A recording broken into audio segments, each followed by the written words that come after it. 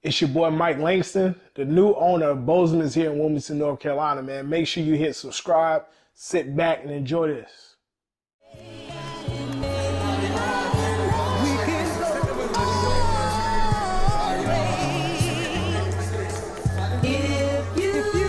Champion bam, the Malcolm X with a pinch of Christ. Catches with the jab, I'm Floyd May, my defense is nice. Crafted by a Mac, I'm embedded to get the cheese. Genius with the beats, this pop off and I move with ease. Owner of Bozeman Shoes here in Wilmington, North Carolina. Y'all hit me up. You can hit me on my personal Instagram, DJ Mike Lang, L-A-N-G. Got you there. You find some music stuff there too, but a lot more sneakers. Yeah. So, Mike, do you consider yourself a sneakerhead? No, but yes, I guess. It comes with the nature. I'm not a person that has to have everything that comes out. I like what I like. Some of the stuff is nostalgic. I'm more of a nostalgic buyer. So if it tells a story and I remember it from back when I was little, yeah. I also like the current stories that a lot of people don't know today. So because I'm a buyer as well, I get more of the background stuff that the companies don't put out.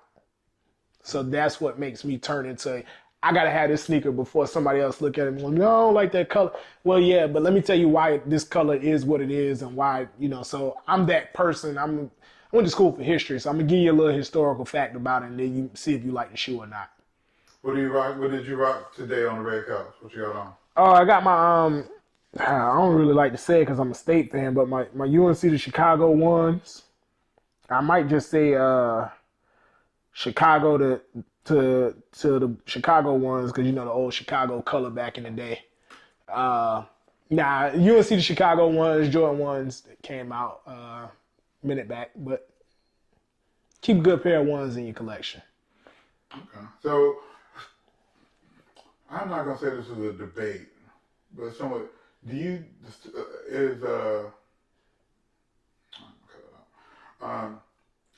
feel someone who just buys Jordans, do you consider them a sneakerhead? No. It's probably more so the hype. And the person that just buys Jordan nowadays are probably only buying the hype material because you see it on the blogs or you see it on whatever your favorite actor or whoever athlete it is that you're following. So what I would probably say is a person that just buys Jordans that's more of a collector, they're going to go outside of just what most people think Jordan brand is. Now, a lot of people, when you think about it right now, it's Jordan 1s, Jordan 11s, and 3s. And that's about it. Most of the time, every now and then you're nostalgic. You hit the OG 5s, the OG 4s here and there. But that's what we like to call hype beasts. Like, they only like it because everybody wants to get it. And they don't know that I was like the shit when I was in high school. Yeah. Jordan Brand could drop a pair outside of the Chicago 2s, and I would probably say the Nuggets 2s, the Mellows 2s. He could drop a pair of 2s right now, and they'll sit on every damn shelf in America. Because it's not a hype shoe. Yeah, but it wasn't, I mean, that was, and I do not consider myself a sneakerhead, especially with the company I keep. Mm-hmm. But the 2s are not Tinkerfeld, are they? No, the two is what actually almost made Michael Jordan leave and go to not New Balance, Adidas. He wanted to sign with Adidas originally anyway.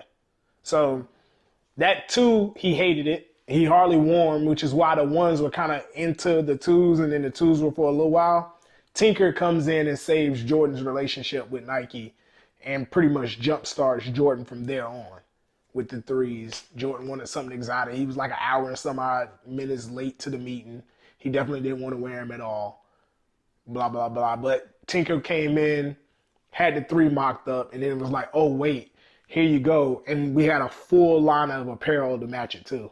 Jordan was like, oh, wow. His mom forced him to go to that meeting.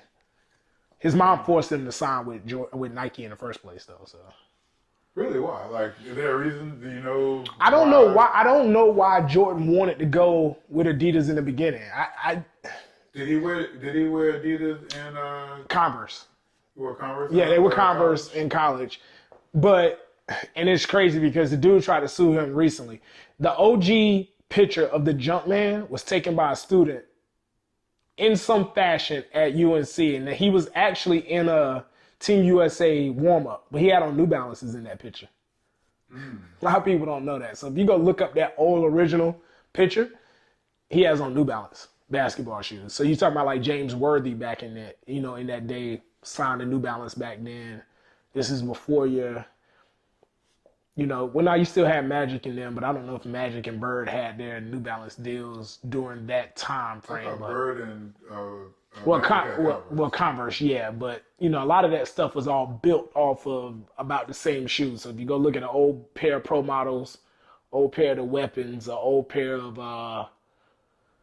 the New Balance shoes that Worthy played in, they all look about the same. Same high cut, high top, clunky type build. They all look similar to me. There was no Jordan 1 distinction or Jordan 2 or now definitely the 3 because you get to the, the elephant skin or the elephant print, all of that stuff. I got some 3s right there. Yeah. I know. They look kind of clean back there, man. You don't wear them too much, do you? Man, I got a size a little bit too small. Oh, yeah. So to make you just wear it when you need to wear it. So step out in them real quick. Yeah, you don't wear those just for casual. Nah. But I think that's a good. I mean, it was by mistake, but it wasn't by mistake. It's what they had. But I think that it worked out to keep them. Yeah. So I mean, Jordan. I think I tell people this a lot, and I love MJ. I love LeBron. I love Kobe. I think without MJ, I take this back. Without Tinker, the love for basketball shoes is not what it is today. Like, who would there be a Jordan brand with Adidas? I don't know. Yeah. Like I can't answer that because I don't know. Like, I would love to have seen what Adidas tried to even pitch to Jordan. I mean, the only thing that I can think of, and your knowledge is better than mine in this subject, wasn't Ewan originally with Adidas? Yeah, but he had the that was the forums, that like the high top forums, I think it was. Yeah. And then he left and went and started Ewan Athletics. So Ewan Athletics was separate from Adidas originally? Yeah, that was his own company. And they're still rocking now. Yeah. I remember I brought it recently back when Coastal Kicks was open. Yeah. I brought I got a pair, and yeah, every now and then they'll like kind of pop up in a feed. Yeah. Get, like, they're still around and they're still doing stuff. We had them at the store for a while. It's just the way that you have to buy them from our standpoint just didn't make sense. Okay. So so in your opinion, what's the difference between a sneakerhead and not necessarily a hype beast, but just like a hype beast? Your sneakerhead is going to buy more than what you see on the blogs. Or they'll take a chance on something like a 2. You'll take a chance on a Jordan 2 that maybe not everybody's talking about, but you're going to rock it and you're going to make it work. You might post it and they're like, dang, where'd you get them from? Man, I've been had them. Or, it's something that not everybody's necessarily is sought after. And you get it and you make it work for what's you. Like your style, your whatever it is. That's what I consider a sneakerhead. Not a person that needs everything that's hyped. But let's get what I think I can feel comfortable and I can work with my style and rock. And it's going to look good either way. So can a sneakerhead just only wear Nikes? Yeah, you got some people that do that, though. There's some sneakerheads, but they're not just going to buy one pair of Nikes, though. Like, I know my homeboy, he literally only rocks 95s. He's just a 95 collector. Like, he loves 95s. Every now and then he'll venture off and grab something here or there. But when it comes to a pair of 95s, I consider him a sneakerhead because he's going to get it no matter what because the 95 is just his favorite shoe. Okay. So, yeah, that's a sneakerhead. Like, he has that one line that he loves and he's going to continue to buy it no matter what the color is. So if someone only brought Jordan 5s, that's different than someone that's just buying Jordans because everybody else got them. Yeah. Well, you drive by the store and see this huge line. Let me jump in there and see if I can grab a pair. I don't even know what's coming out today. I just seen the line, so I came to grab it. When you speak of the line, go ahead and how do you feel about the resellers? I hate them. I hate resellers for one reason, because it kills my shopping experience. So, yeah, in a reseller's mind frame, what does it matter to you? You're selling the product. That's cool. But if you're only coming to buy stuff that's going to make you a quick dollar, that does me no good. Because you're not going to come touch the stuff that's not reselling. I could have possibly sold to the stuff that's not reselling higher to somebody, but they would turn away because if you're a reseller and they know that you're bringing a gang of people with you and it looks like I'm giving y'all all of our shoes, and by the time they get up to the front of the line, there's nothing left, they're going to continuously stop coming because they can't get it online. And then where we're going to the store where we should be able to just walk up and buy a pair, and I can't get it there. I'm not a Foot Locker, so I don't get 100 pairs of shoes every release. Would love to, but that's just how allocations work out. You know, stuff that comes down from corporate. Levels of stores get certain amount of product, blah, blah, blah. That's too technical. So to work with what we have, we try to make it as fair as we can for any and everybody. Resellers kind of kill that. So if I can never get a chance to go walk up and buy a pair of shoes, why do I continue to come to your store? Is that why you do like I see sometimes you do like round Reserves? Yeah. If I'm reserving some stuff, I ain't got that many. To be perfectly honest with you. And I do that for a couple of reasons. I do that to protect the employees. I do that to protect the buyer as well. And to try and cut down on just a bunch of people out and about. So make that process a little bit easier to get in, get what you got to get and get out safely to your car. I don't think we're in times, not in Wilmington, because I've never seen it here. I don't think we're in the time frame of where people are getting, we're having bad things happen with sneaker releases. Like I've seen that, in other cities for hype product. I don't think we'll ever get to that point here. Like we have our outlets. We're not too far away from somebody to drive to other cities or this, that, and that. But if we're starting to get to the point, and my hope for the store is that I can start getting access to more coveted product. So, but I also don't want that if it's going to cause tensions and I have to figure out a way to get this product out without having harm done to employees, customers, or anybody else. Like it's shoes. It's not that big. So yeah, I would love to get to that level, but I also want the people to kind of grow with me so that we don't have those issues. I don't think we're going to ever have that in Wilmington. I pray we don't. But what's one of the biggest releases or hype that you've seen like locally? Recently was the Royal Toe ones. So that was, I don't think the mall was open yet after COVID. So we had a good amount, decent amount, and I posted the shoes because I got a phone call early that morning that I need you at the store to accept this big order that you got in. I was like, what the hell is here? Get there, and I literally have a decent amount of shoes. So I posted, and I want to say within 20 minutes, there's about 100 people out front of the store. And what are these again? The Royal Toe Jordan 1s. Okay. So that was shocking. We had enough where people were going to get, enough. And, salute them to the Jordan brand for making sure that we got enough in men's and grade school sizes for that. But that was shocking. That's probably been my biggest release, and that was one of my fastest releases. Okay. And so being that we're in Wilmington, home of, we claim, well, Brooklyn claims too, but home of Michael Jordan. Yeah, he was raised. Sometimes you do you get special editions because of that, or special favors? Favors, I would say no. Additions every now and then.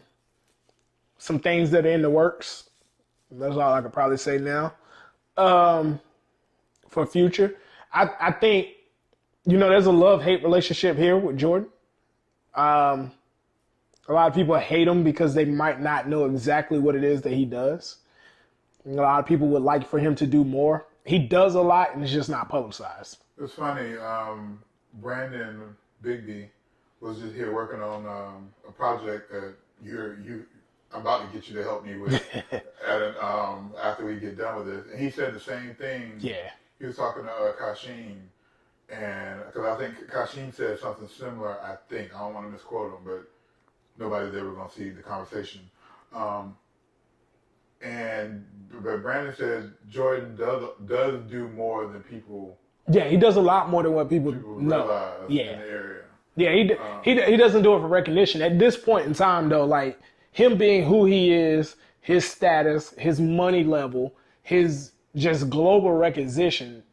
If I do something, I don't necessarily have to let it be known, or am I doing it for any type of feedback?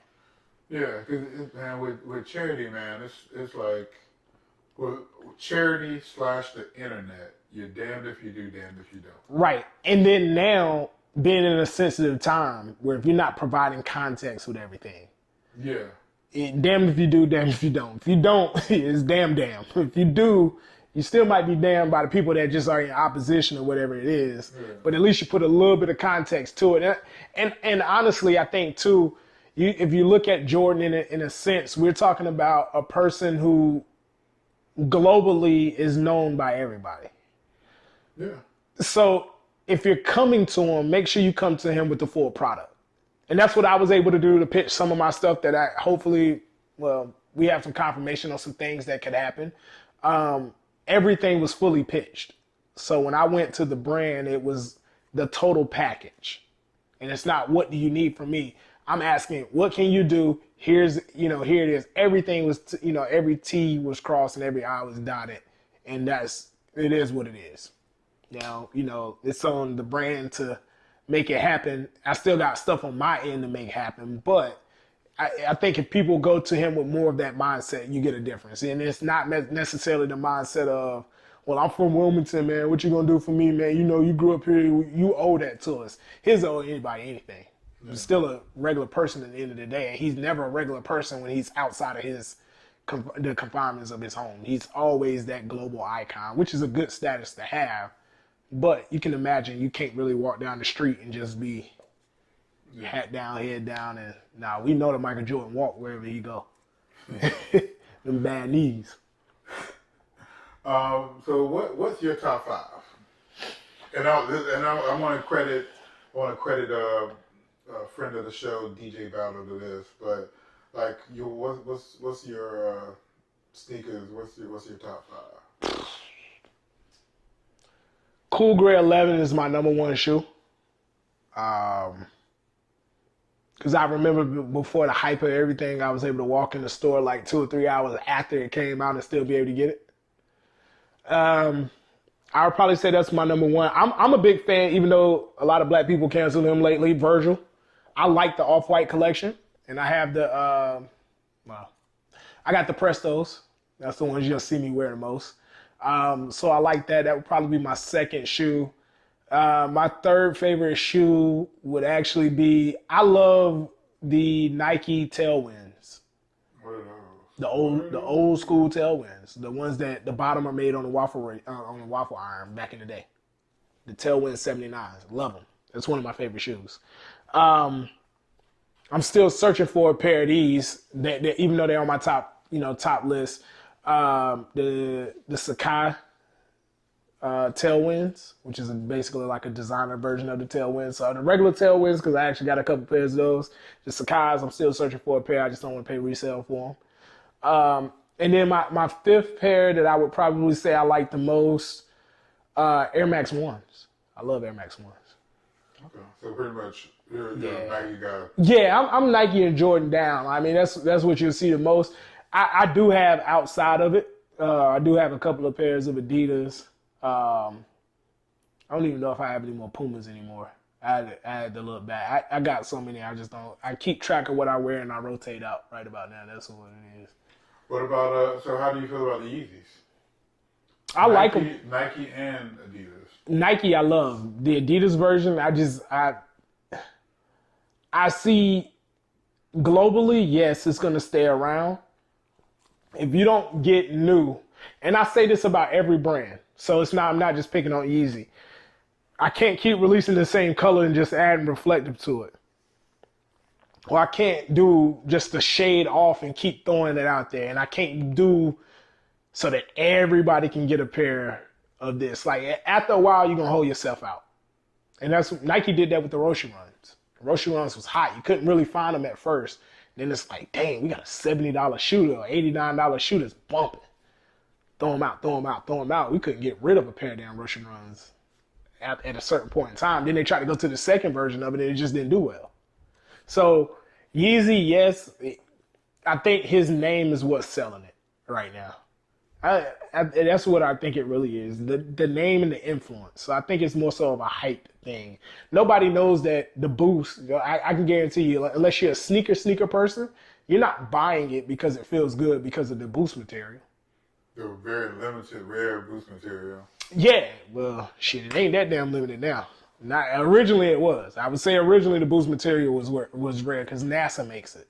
Mm-hmm. So originally, yes. Now the way that they're putting it out, they got to have a good stockpile of it. So one thing that you trying to talk about supply versus demand, and this was more of a conversation that I noticed a year ago. When you kind of hinted towards it, when you were kind of talking about like incidents where people would, and talk about resellers. So how do you feel about like brands like the fact that the shoes are not available or less available make them more sought after? Yeah, it definitely does because that's a reseller's dream. So, but so just taking the reseller out of it. With like those brands, most of those brands that you mentioned are not everyday attainable. So if Nike made more versions of whatever the popular shoe is, would they still be popular? No, I don't think so. I think exclusivity has a huge influence on the want. So if every store in America was able to get the SB Travis Scott Dunks, they wouldn't have gone that crazy. But we know because it's only available at skate shops, that's it, and online. And skate shops might have a certain amount of pair, and everybody's not getting it. It's not a general release. We know that shoe's limited. So you're 9 times out of 10 a little bit more likely to be able to walk around and never see nobody else wear that shoe. Unless you're in a spot where everybody... you had a sneaker convention where, the who's who of the sneaker worlds is there. Okay, well, we know such and such is going to have that on. So do you think, I felt like maybe like last year that there was a bunch of Jordans. And when we talk about Jordans, we're talking about retros, not Team Jordan. Yeah. That were available after drop. Was that because they were putting more sneakers out or because they less sought after? Yeah, so I won't get in trouble for saying this. A couple years back, we ended the year. So normally your last release of the year is your Jordan 11. The way some dates changed around, production schedule, people getting stuff, there was starting to be stuff after that Jordan 11. I remember one point in time, I want to say it was about 2 years ago, I ended the year with like a good size run of about 7 different Jordans, retros, outside of a Jordan 11. Then, insert the top of the year, tax time, I'm getting more and more. There's one point in time you could walk in the store and see about 10 different retros. So, they have to clean up the marketplace is what they call. A lot of the brands are doing. So then what we'll do is we'll take it back. They'll scale back on what's offered and the amount of what's offered. Take some of this stuff out. We know that this certain store here can move this amount, this amount, this amount. We'll keep pushing them product because they're going to move it no matter what. Everybody else, we're going to globally cut back on this to clean up our marketplace. It looks bad for you to walk into a store and see 7 different retros sitting on the shelf. To me, it looks good. I'm able to... It does, but it also lets you know that if I walk into one store and see that, and I walk into 2 other stores and see it, then what does that tell you? Well, yeah. The product's not really moving. Question, like, if I saw it in store 1 and I was thinking about getting it, and then I see it in store 2 and 3, I'm like, damn. What's wrong with them? Yeah. Whereas you walk into Bosemans the day of a release, 9 times out of 10, that release is not sitting there. So that goes to, we're getting a good amount, we're getting a great number, our allocation is great, but also people come to us because of the ease of access to the shoes, when you can, if the resellers aren't trying to buy them all. In development is a lot of things. An app is one of them. So we're working on trying to get an app out to the public. So not necessarily for sales because I don't feel like doing all the integration, but push notification of when shoes are arriving. I want to make sure that I can do that. I do have something that I want to implement to improve the customer's experience. So if there's newer models coming in that people don't know about, Nike introduces, let's just say the 270 React before that comes out. Yo, that shoe looks dope. I want to come to the store, but can I carve out some time to really learn about the shoe? Maybe I don't know all aspects of it. Staff will be fully trained on knowing what's new about the shoe, blah, blah, blah. We can carve out a little bit of time. You can get some one-on-one time with a person in the staff, have that. So that's something that I'm trying to develop as well, because it's just a different element of your buying experience to be able to personally know about new features of a shoe, what is the React foam, or with Adidas, what is Boost material, what am I getting out of it? So that's stuff that I want to do. And a lot of people might not care about that in the fashion sense of it. But there's some people that really want to know what it is that they're buying too. Yeah, so because some of the shoes, because everybody don't have a Keith, but know about the technology in the shoes, like Flyknit and then speaking, that made me just think about something. So how do you feel about, I don't even know the name of them, but they evolved from the Marty Flies. I think like, oh, you talking about the adapts? Yeah, the Nike adapts. I love it. Is that something that's obtainable? Like is that something that would be available? I could get it. Yeah. No, we can't get it. No. So Nike, when they originally put that out, first off, they had to work on. Go ahead. Tell people what the Nike adapts are. So the Nike adapts is what most people think that the Marty McFlys were. Originally in the movie though, there was somebody on the side pulling strings. That's how they really tightened. So Nike since then though has been developing the auto lacing system. So it's EARL. It's something adaptive lacing, whatever it is what it's called. And that system allows it to tighten and loosen, and with the press of a button, and also now with the app on your phone, you can actually tighten and loosen it with the basketball version. The Adapt 2s are a little bit cheaper, and then there's a version now that looks kind of like an Air Max 90 with a bigger heel. The original pair was like $600. Then the basketball pair came out, and those were about $400. And then there was one that was $350-ish, right around in there. And you're just paying for the technology. That's all it is. There's a little motor on the inside of the shoe. Nike has now even came down with something else that it's not the auto lacing, but there is no laces on the shoe. You pull a tab and it tightens. Same type of technology. It's just manual. So I like it. I think it was something that was very innovative, and I think it's something that you'll see more of going into the future. I think had we had the Olympics this year, you might have seen it on one signature basketball player shoe. Like you already have the basketball version, but you might have seen it on a signature athlete shoe at the Olympics this year, possibly. So I mean, I like it. Like I think we need more of that, but I think it needs to be more affordable. Yeah. So if you had, pretty much you're talking about a class, the kind of find out about shoes. Do you think if you had that class, even if you didn't have it to sell, would Nike send you a pair of those or to talk about to other people? Possibly. You know. That'd be asking a whole lot. Yeah. There's some things that I want to do in the city. I would love to sit down and have these kind of conversations with a lot more people, like do it on a focused area first, and then start spreading it out. I think Wilmington is ready for a sneaker convention. We've had one. Shouts out to TJ. He did it, TJ Dunn.